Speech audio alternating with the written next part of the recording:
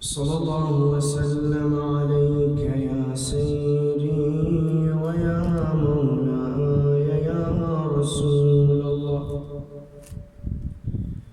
صلى الله وسلم عليك وعلى أهل بيتك الطيبين الطاهرين.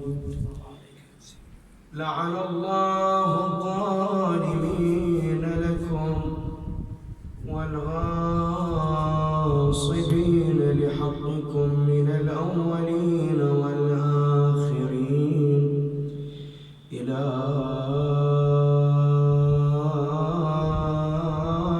قيام يوم الدين. يا ليتنا كنا معكم فنفوز فوزا عظيما. السلام على سيدنا ومولانا أبي محمد الحسن العسكري عليه السلام.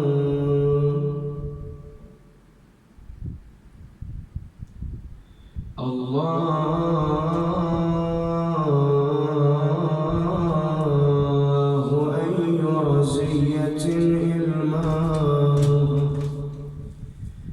عين الهدى أقدام فعز منامها. الله أكبر أي داهية دهت من في العوالم حين مات إمامها.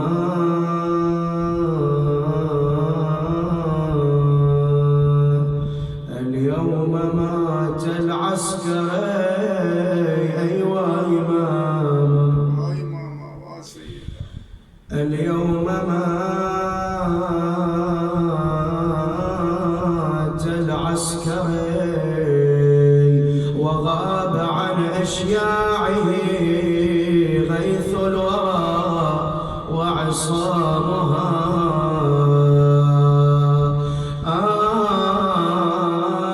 لله صبرك كيف رحت مكابدا غصصا يحير ذا الحجا إلمامها.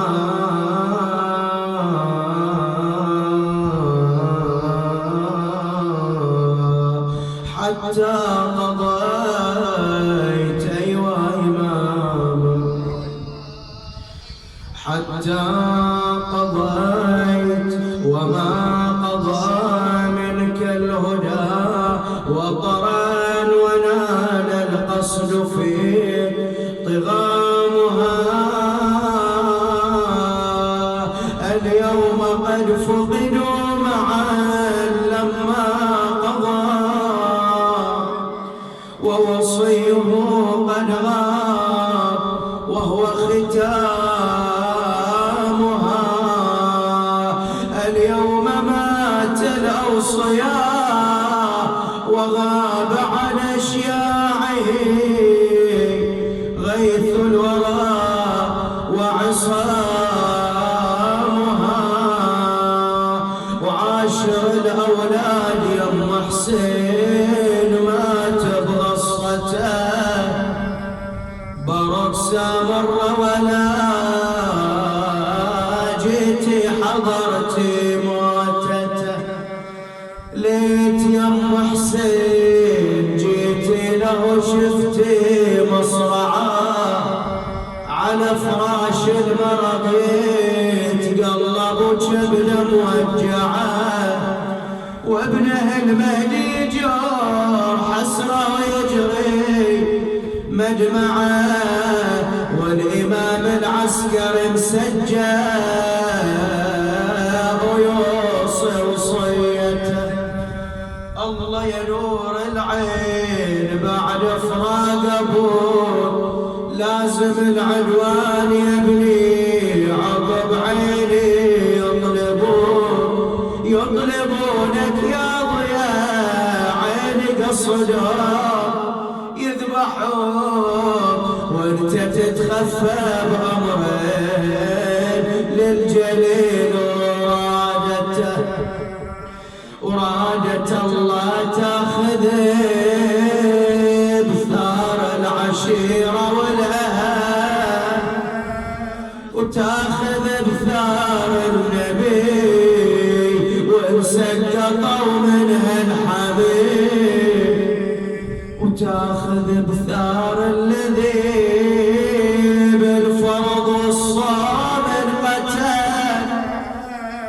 وتاخذ الثار الذي بالسم كبد مفتته وويله تاخذ الثار الذي قطع وريده بكربلاء من قفاه قطع وراسه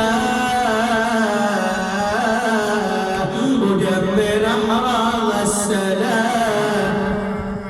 وجثته ظلت رميه بالصعيد مجدله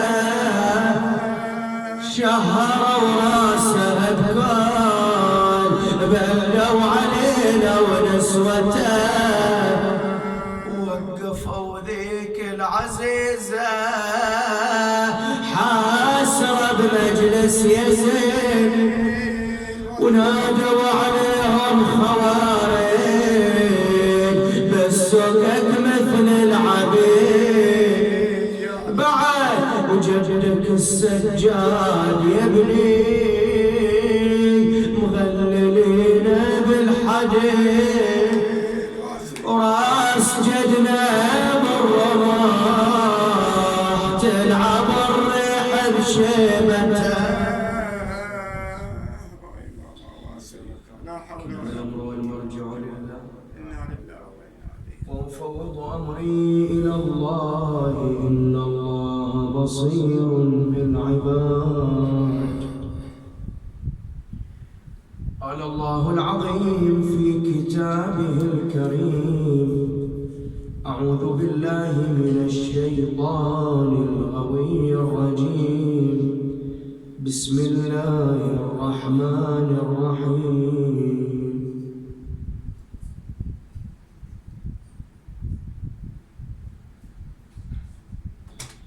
تمتعوا في داركم 3 أيام ذلك وعد غير مكذوب. آمنا بالله صدق الله العلي العظيم. طيب مجالسنا بذكر محمد وآل محمد. اللهم صل على محمد وآل محمد. اللهم صل على محمد وآل محمد. اللهم صل على محمد وآل محمد.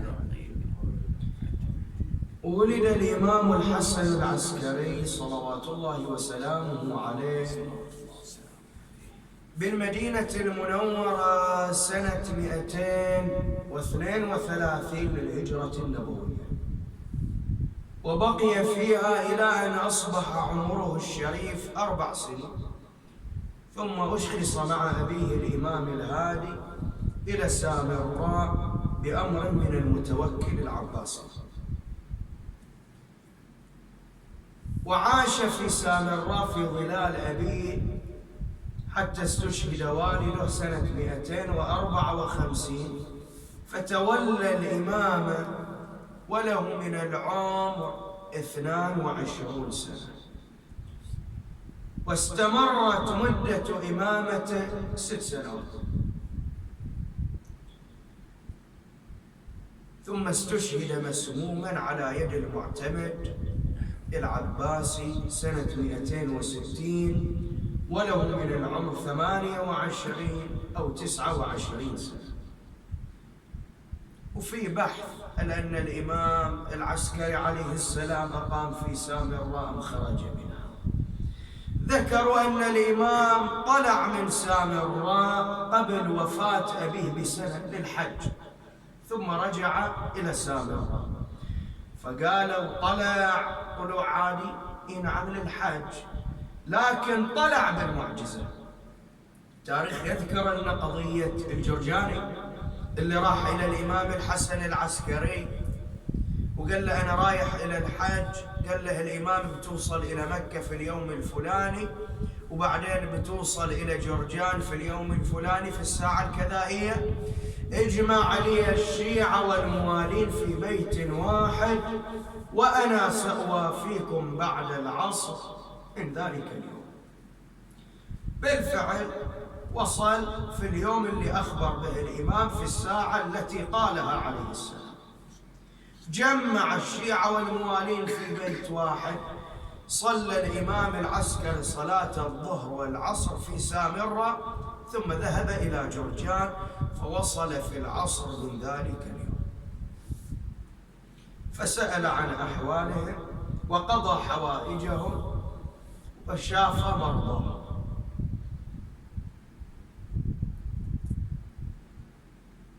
وهذه القضية طويلة ومشهورة ومعروفة، قضية الجرجان.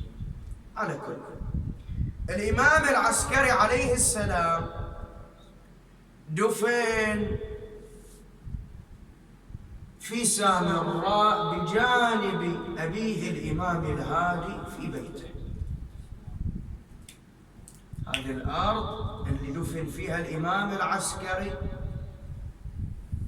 ودفن فيها الإمام الهادي عليهما السلام، اشتراها الإمام الهادي من رجل يقال له دليل بن يعقوب النصراني.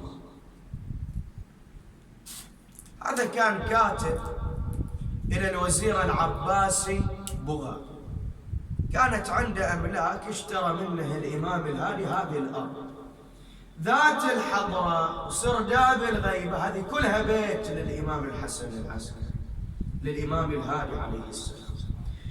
استشهد الإمام الهادي، دفن في وسط بيته، فصار البيت إلى مكانه، إذا أصبح مزارا للإمام ويسكن فيه الإمام الحسن العسكري. الشيخ الصدوق رحمة الله عليه ذكر أن السيدة نرجس أم الإمام صاحب العصر والزمان عجل الله فرجه ماتت في حياة الإمام العسكري، يعني مثل يوم غد أو اللي بعده أمسى الإمام أو أصبح الإمام المهدي يتيم الأم والأب، وأكو أقوال غير ذلك. ودفنت السيدة نرجس هناك، الإمام العسكري هم دفن هناك. بعد الإمام العسكري عنده أخ يسمونه الحسين، هذا الحسين أخوه من؟ الإمام العسكري. وش اسم الإمام العسكري؟ الحسن. فالحسن والحسين فصاروا يسمونهم السلطين تشبيها بالحسن والحسين عليهما السلام. هذا بعد هم دفن هناك. السيدة حكيمة بعد عليها السلام بنت الإمام الجواد أخت الإمام الهادي دفنت هناك، وأكو قبور أخرى دفنت هناك أيضا. فهذا البيت بيت الإمام العسكري دفن في هذا البيت. أمه سيدة جليلة عظيمة اسمها سليم على الأصح كما يقول الشيخ محمد باقر شريف القرشي، ويقال لها الجدة لأنها جدة الإمام صاحب العصر والزمان، وكانت مفزعا للشيعة والموالين بعد استشهاد ولدها الإمام العسكري بأمر منه، بوصية منه وبأمر من الإمام المهدي. قبل استشهاده قال إلى أمي يا أمّا ارجعي إلى المدينة، أصاب بحزازة سنة 50 وإن لم يكن فسنة 60، فأنت ترجعين إلى المدينة تترقبين موتي. بالفعل رجعت. تقول الرواية فخرجت إلى القوافل الراجعة من العراق تسألهم عن ولدها، هل عندكم خبر عن ولدها العسكري؟ إلى أن أخبروها بوفاته. فرجعت إلى سامراء، وكان لها دور مهم في حركة التشيع اللي هي حركة التوحيد.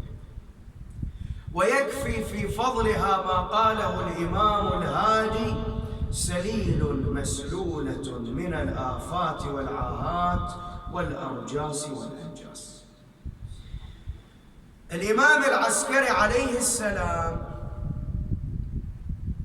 كان يمتلك موقعية شامخة ومكانة عالية، إذ أن شطرا كبيرا من الناس كانوا يعتقدون بإمامته ويأتمرون لأمره وينتهون لنهيه.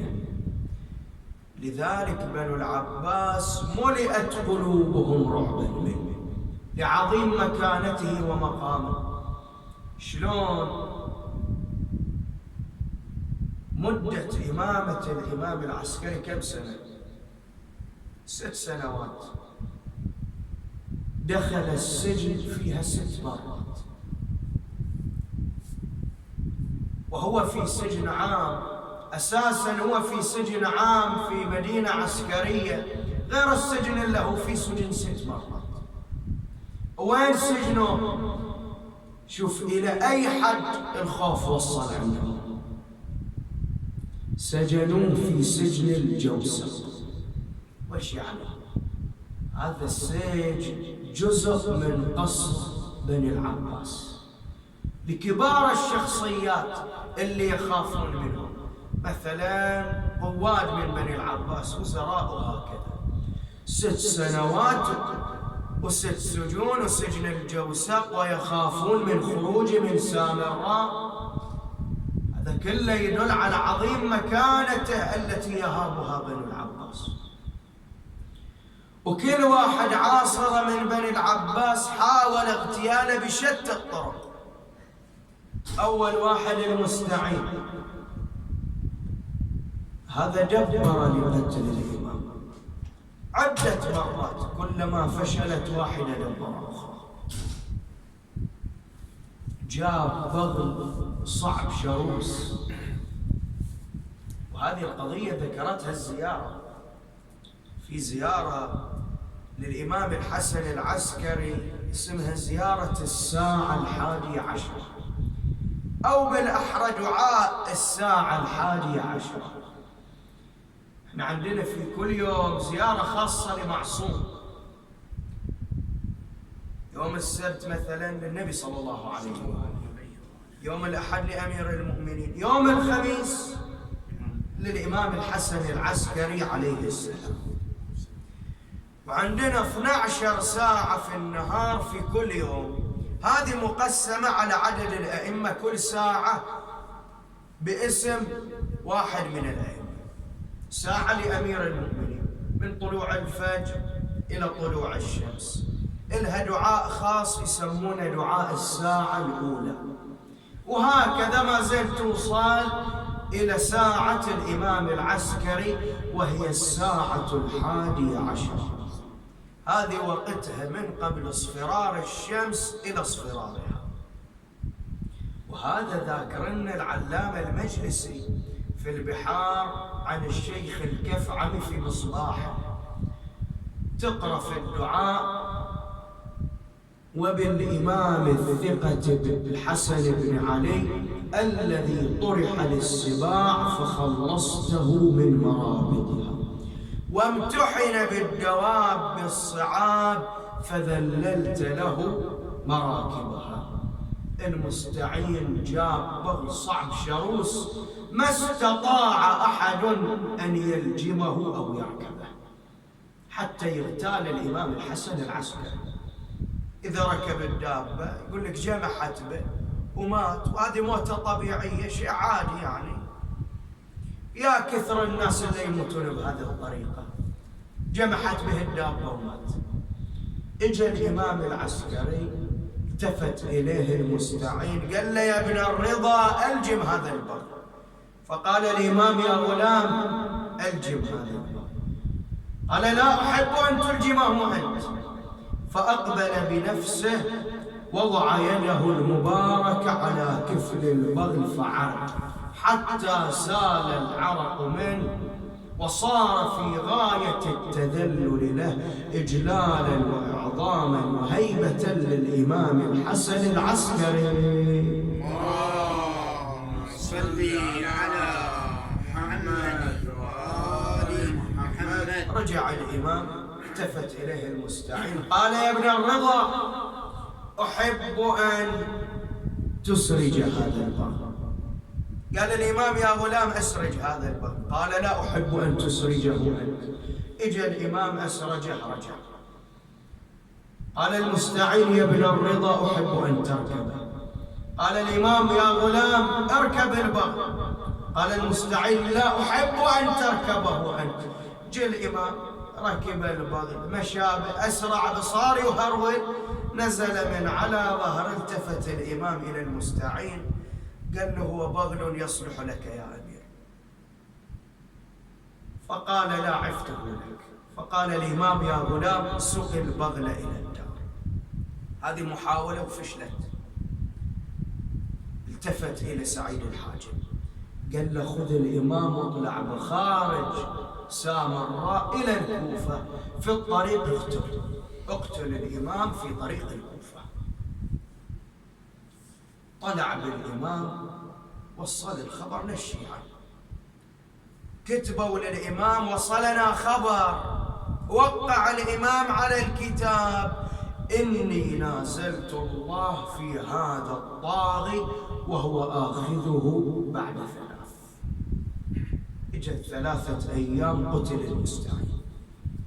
اجى من بعده المعتز العباسي.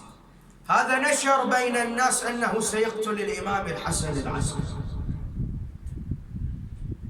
خافوا الشيعة، كتبوا للإمام ما الخبر؟ فوقع عليه السلام بعد 3 يأتيكم الفرج. وبالفعل انقلب عليه الأتراك، سحبوه من رجله، ضربوه بالدبابيس، جعلوه معرض تحت حرارة الشمس يوم كامل، ثم أدخلوه الحمام. أخرجوه عطش، أراد أن يشرب الماء، منعوه. أعطوه ماء مثلجا يعني بارد جدا كالثلج، فهلك من ساعته إلى جهنم وبئس المصير. تولى من بعده المهتدي العباسي. شوف شدة النصب والعداوة لأهل البيت. سجن الإمام ويا أبو هاشم الجعفري لتشيعه. عزم على قتل الإمام وعلى استئصال الشيعة من على وجه الأرض. ما طول، ظل كم يوم الإمام في السجن؟ تقول الرواية حفنة من الأيام، يعني أيام قليلة. وهو جالس ويا أبو هاشم التفت إليه قال لي يا أبا هاشم أراد هذا الطاغية أن يعبث بالله عز وجل في هذه الليلة، وقد بتر الله عمره وسيرزقني الله ولدا بلطفه. في هالفترة هذه الشيعة كتبوا إلى الإمام أنه قد بلغنا أن المهتدي يتهدد شيعتك، يقول والله لأجلينهم عن جديد الأرض. وقع الإمام عليه السلام ذلك أقصر لعمره. عد من يومك هذا 5 أيام، فإنه سيقتل في اليوم السادس بعد هوان واستخفاف وذل يلحقه. العبث بالله، عبث بالمعصوم، يعني هذا عزم على إبادة الشيعة من على وجه الأرض، فبتر الله عمره. هجموا الأتراك على المهتدي العباسي، جاء له واحد سكران منهم فجرحه في أوداجه فصار الدم يفور منه. اجى هذا السكران وامتص دمه، جه شرب دم المهتدي، حتى قيل له قد ارتويت من دم المهتدي كما ارتويت من الخمر في هذا اليوم. وهذا مثل ما قال الإمام ذل ما بعد ذل. آخر واحد عاصره الإمام المعتمد العباسي.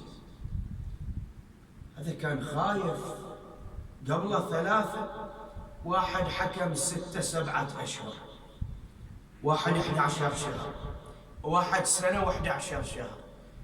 اجى المعتمد وقد امتلكه خوف شديد، أقبل إلى الإمام العسكري عليه السلام في جنح الليل، صار يتضرع ويتوسل إلى الإمام أن يدعو له أن يطيل الله في عمره ويبقيه في الملك 20 سنة.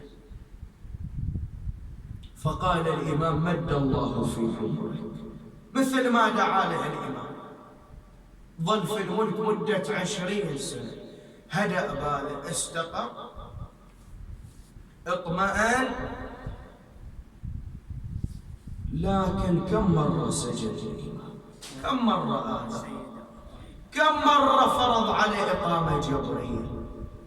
هو يعرف مو ما يعرفه. إن يقتلوك فلا عن غير معرفة، الشمس معروفة بالعين والأثر. وهذا اللي عاصره الإمام، هالمعتمد هذا، هل اللي دعا له الإمام، هل اللي ما ركن فؤاده ولا سكن قلبه إلا بدعوة الإمام. كم مرة سجنه ورماه بالسباع أراد قتله.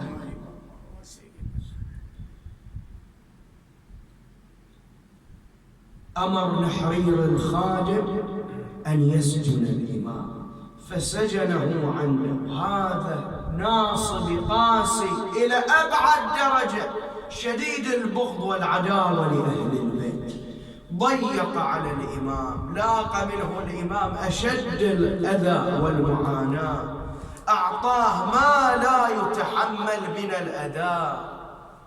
حتى امرأة التفتت إليه قالت: نحرير، إني أخاف عليك أن تزول نعمتك، اتق الله في هذا الشاب من آل محمد، فإني ما رأيت أحدا تعرض لأحد هؤلاء البيت بسوء إلا وقد زالت نعمته.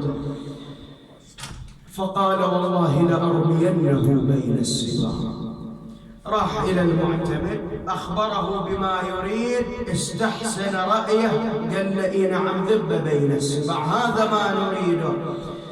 فذهب بالإمام وألقاه بين السباع. اللي إذا أرادوا يعذبون واحد ويقتلون قتلة شنيعة يرمون بين السباع ويمزقونه تمزيقا.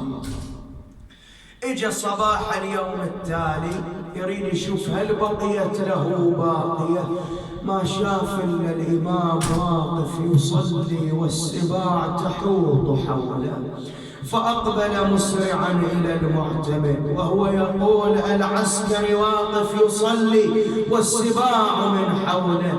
فقال: أخرج لئلا يعرف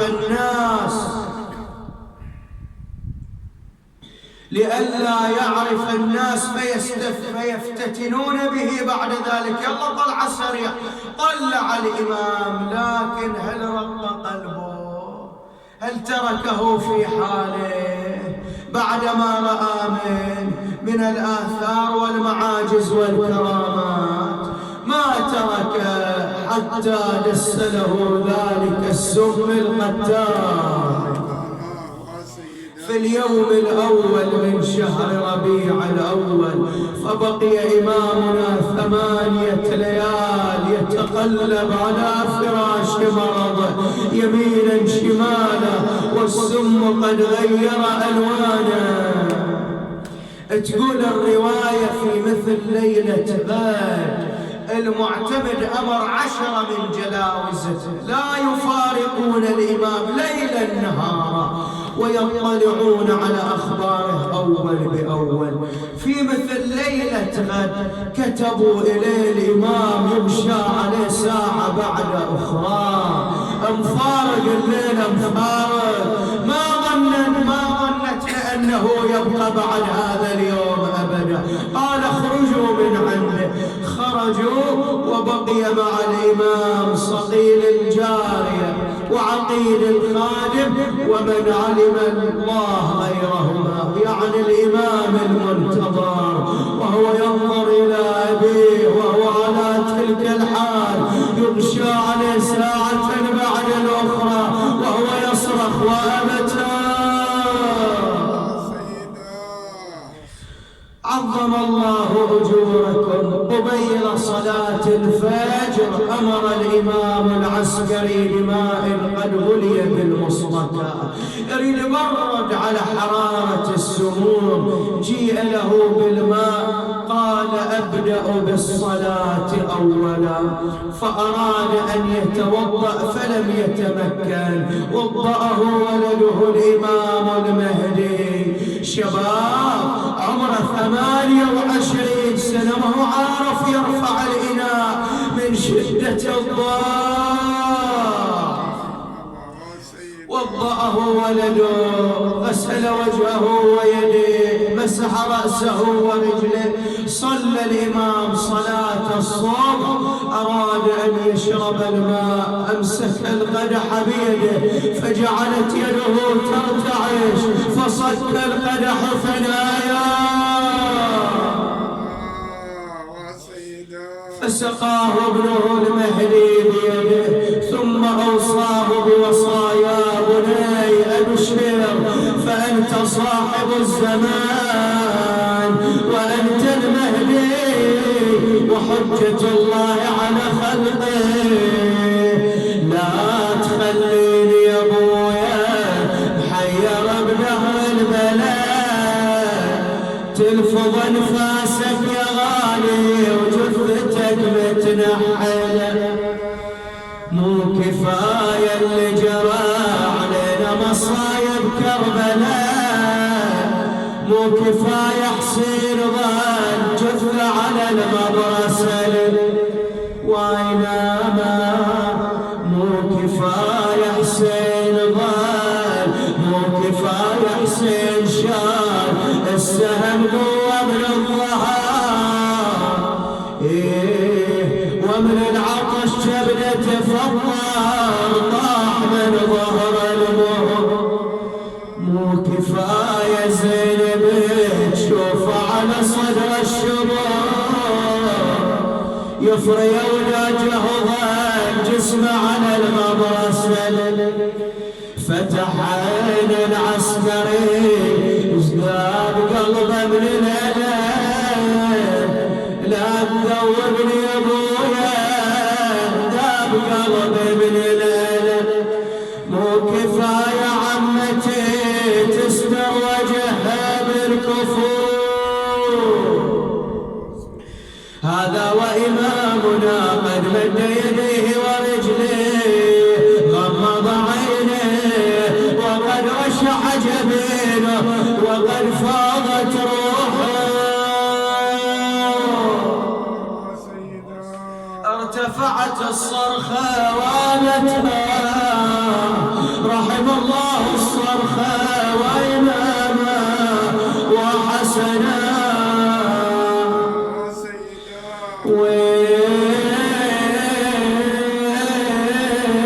غمض عيونه ومد يده وغابت الروح. وارتفع من بيته ضجيج الحرام والنوح، صاحب الغيبة من المصيبة القلب مجروح. والنات ابوه شعبان قلبه وجرح عنه.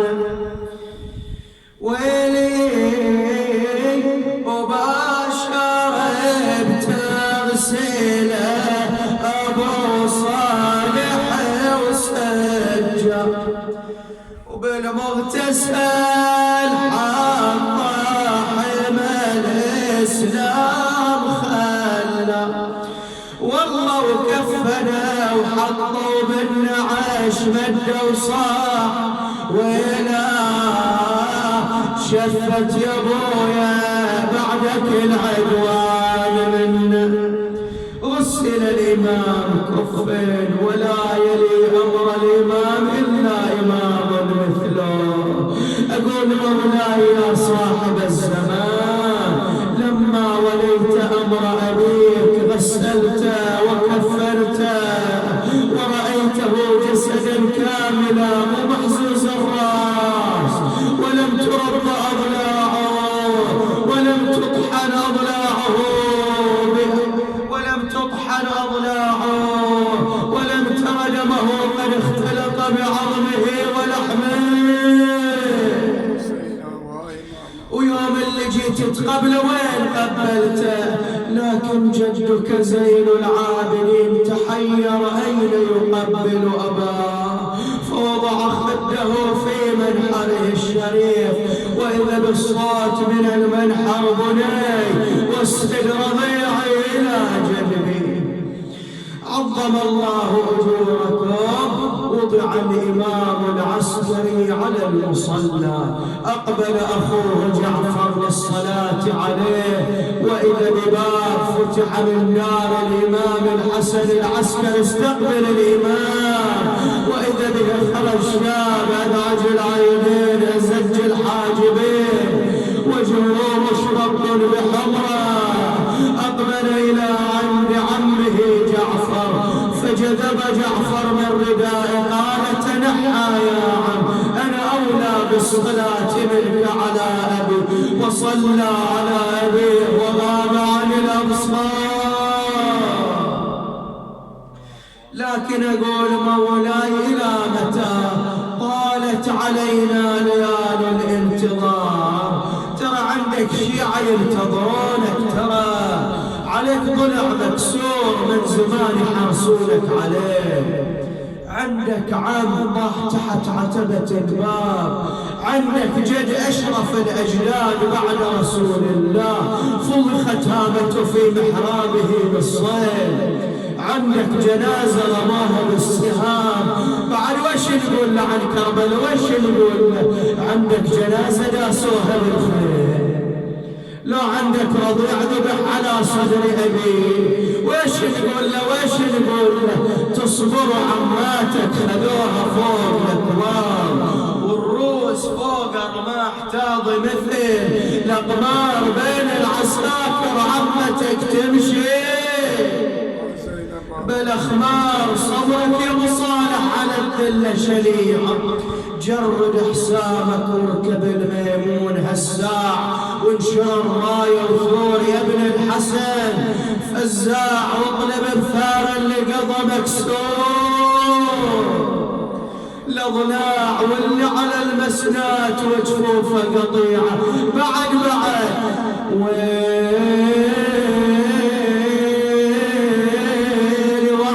مصيبة دخول عماتك علي زين، شاف الصبايا وامر اهل الشام بالعين عين الفرح نصباو وننسى وكلهم جنين، ودخول زينب عمتك صارت مريعة.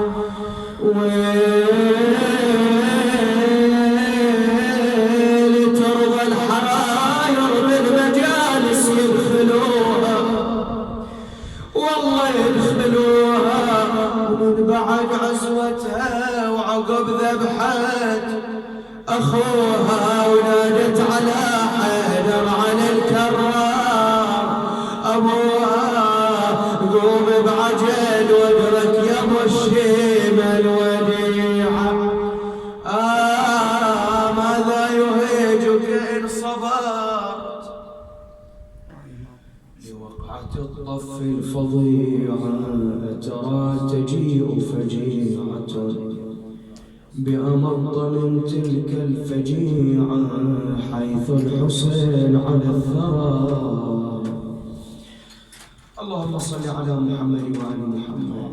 إلهي بالحسين الوجيه وجده وأبيه وأمه وأخيه والتسعة المعصومين من ذريته وبنيه، صل على محمد وآل محمد. إلهي اشف المرضى، اقض حوائج المؤمنين والمؤمنات، جماعة الحاضرين واصحاب المحل، اللهم احفظهم فردا فردا، اللهم اطف في اعمارهم في خير وعافيه، اللهم وسع في ارزاقهم، اللهم اشف مرضاهم، اللهم اقض حوائجهم. ورحم الله من يقرأ سورة الفاتحة ويهدي ثوابها إلى روح المرحوم الحاج السيد مصطفى الإبراهيم، والسيد جواد الحسين، والسيدة كوثر الإبراهيم، وإلى أسلافهم وأمواتنا وأمواتكم وجميع موتى المؤمنين والمؤمنات. رحم الله من يقرأ سورة الفاتحة مع الصلوات. صل على محمد وآل محمد. اللهم صل على محمد وآل محمد. اللهم صل على محمد وآل